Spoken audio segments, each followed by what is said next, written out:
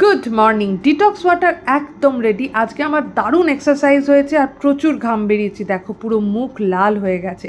এগুলো কিন্তু আইসট্রেন নয়, এগুলো আমার শ্বশুর মশাইয়ের, উনি রোজ রেয়াজ করেন। পেটাই পরোটা আর ঘুগনি দিয়ে ব্রেকফাস্ট সারা হয়ে গেল। আর বাগানের এই অ্যালোভেরা গাছে জল দিয়ে দিলাম। অমিতকে দিয়েছি আজকে ফল আর ঘোল।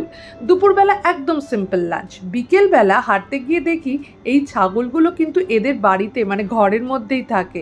ফায়ার ব্রিগেডের এই রাস্তা দিয়ে চলে এলাম ডায়মন্ড হারবার রোডে, আর এই হলো নদী। আজকে একটু চায়ের ক্রেভিংস হচ্ছিল, তো চায় খেয়ে আজকে আবার আলু কাবড়িও খেয়ে নিলাম এই ভাইয়ের কাছ থেকে। দারুণ হয়েছে আলু কাবড়িটা। মাঠের মাঝখানে দেখো কি সুন্দর লাল চাঁদ উঠেছে। ফেরার পর আবার বাড়িতে এসে আমরা একটু স্কিপিং করে নিলাম। রাতের বেলা হয়েছে ডালের সঙ্গে চুনো মাছ ভাজা আর পাঁপড় ভাজা আর মাছের ঝোল। আবার আমি রাতের বেলা এই ডিটক্স ওয়াটারটা রেডি করে রাখলাম। ওকে, বাই, গুড নাইট।